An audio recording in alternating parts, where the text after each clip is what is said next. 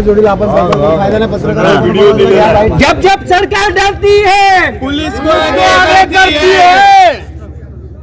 या आमची लोकांना जे इन्फ्लुएन्स घ्यायचा ते घेतील.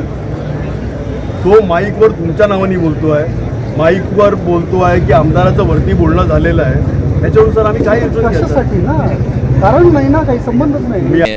क्योंकि जय श्री राम का नारा किसी महिला के साथ किसी महिला को अपमानित करने के लिए नहीं है, और ये जय श्री राम का नारा किसी राजनीतिक पार्टी की बपौती नहीं है.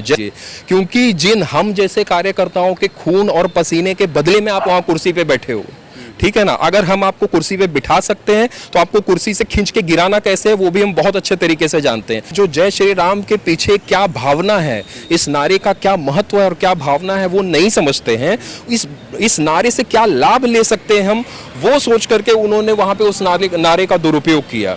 हाल ही में आपने सुना होगा ग्लोबल सिटी में पत्रकार के साथ जय श्री राम बोलकर अभद्रता से बिहेव किया गया, उस पर आपकी क्या प्रतिक्रिया है? देखिए, ये तो बहुत ही दुखद घटना हुई. अभी उस विषय पर जहाँ तक मुझे जानकारी मिली है और जो वीडियो फुटेजेस हमने देखे कि धक्का मुक्की करी गई और जय श्री राम बोल करके धक्का मुक्की करी गई, ये बहुत ही गलत घटना है और हम इसका पूरे तरीके से इसकी भत्सना करते हैं और इस घटना का विरोध करते हैं.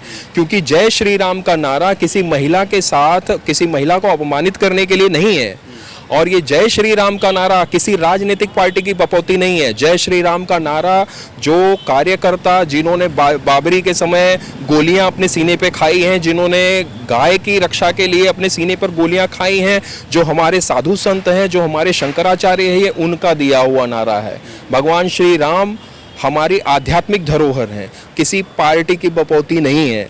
तो आप उससे अपना कोई राजनीतिक लाभ लेना चाहते हो तो ठीक है, आप स्वतंत्र हैं उसके लिए, लेकिन किसी के साथ जय श्री राम नारे का दुरुपयोग आप करोगे तो कोई भी हिंदू संगठन उसको बर्दाश्त नहीं करेगा और हम सड़कों पर आपके खिलाफ भी उतर जाएंगे. इसीलिए, और मेरा ऐसा बोलना है कि क्या है कि भारतीय जनता पार्टी में अब भारतीय जनता पार्टी के कार्यकर्ता कम और बाहर के लोग ज़रा ज़्यादा हैं. अगर भारतीय जनता पार्टी का कोई मैच्योर कार्यकर्ता होता तो मुझे ऐसा लगता है कि ये स्थिति नहीं आती. उसको कैसे, क्योंकि उनका बोलना है कि वो पेड पत्रकार हैं, ऐसे हैं वैसे हैं. भाई, बहुत कम पत्रकार हैं जो निष्पक्ष काम करते हैं.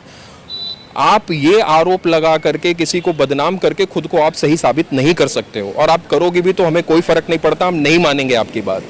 आप जो घटना हुई है, कोई इसमें बुरा नहीं है कि आपके अहंकार को कोई चोट नहीं लगनी चाहिए. अगर आप इस घटना के लिए माफ़ी मांगते हो और जो आरोपी है उसके ऊपर कार्रवाई करिए, और अपने पार्टी के अंदर भी ऐसा अनुशासन करिए कि जय श्री राम का नारा का इस्तेमाल करके, जय श्री राम नारे का दुरुपयोग करके कोई इस तरीके की घटना ना कर सके. आपसे ये जानना है कि उस स्टेज पर वहाँ पर दोनों विधायक मौजूद थे. दोनों विधायकों ने बोला कि गृह खाता फडणवीस के पास है तो किसी को डरने की ज़रूरत नहीं थी. तो इसका क्या मतलब है कि आप कुछ भी करो, गृह खाता हमारे सरकार के पास है तो आप पे कोई कार्रवाई नहीं होगी? जैसा कि सतीश ठाकुर जी आके यहाँ पर बैठे थे तो जाके इन्होंने एफआईआर ली, अभी तक वो आरोपी अरेस्ट नहीं हुआ है. तो इस पर आपकी क्या प्रतिक्रिया है? देखिए, अब जो मैं कहने जा रहा हूँ वो बात मुझे लगता है कि हमारे जो मुख्यमंत्री हैं, यशस्वी मुख्यमंत्री देवेंद्र फडणवीस साहब, तो वो भी बड़े सुलझे हुए व्यक्ति हैं. गृह खाता अगर उनके पास है तो वो जनता के लिए है, न कि पार्टी का कोई कार्यकर्ता मनमानी करे तो उसको सपोर्ट करने के लिए है. अगर मेरी ये बात गलत हो तो देवेंद्र फडणवीस साहब इसको गलत कह दें, या तो मुझे ऐसा लगता है कि मेरी इस बात से वो भी सहमत होंगे. और ये कह देना कि भाई गृह खाता हमारे पास है, में भी अब उन्होंने स्नेहाताई ने कौन से संबंध में कहा है उसको मुझे इसके बारे में नहीं पता है, लेकिन अगर उसे कोई कार्यकर्ता इस तरीके से लेता है कि भाई गृह खाता हमारे देवा भाऊ के पास है तो हम मनमाना काम कर सकते हैं, हम किसी की सुनेंगे नहीं, हम जो चाहेंगे वो करेंगे, एक भय को ख़त्म करके हम दूसरा भय खड़ा करेंगे, तो वो नहीं चल पाएगा, नहीं चल पाएगा. आप इसको अपनी पूरे तरीके से इसको दिमाग में बिठा लीजिए.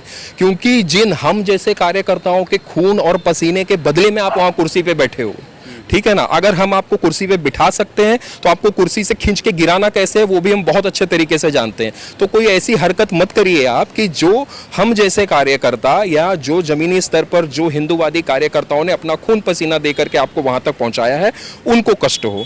तो मेरा फिर से आग्रह है, भारतीय जनता पार्टी के वरिष्ठ कार्यकर्ताओं को आग्रह है, और मैं फिर से कहता हूं कि अगर मुझे ऐसा लगता है कि कोई जेन्युइन कार्यकर्ता जो जमीनी स्तर पर कार्य किया हुआ कार्यकर्ता अगर वहां होता तो ये घटना नहीं होने देता। ये बाहर से आए हुए कुछ लोग हैं जो जय श्री राम के पीछे क्या भावना है, इस नारे का क्या महत्व है और क्या भावना है वो नहीं समझते हैं। इस नारे से क्या लाभ ले सकते हैं हम, वो सोच करके उन्होंने वहां पे उस नारे का दुरुपयोग किया। तो वैसे कार्यकर्ता, बाहर से आए हुए कार्यकर्ता वैसे वहां पे थे, इस वजह से ऐसी घटना हुई। मुझे लगता है अगर कुछ वरिष्ठ कार्यकर्ता रहे होते वहां पर तो ऐसी घटना होने की संभावना कम थी। ठीक है, धन्यवाद।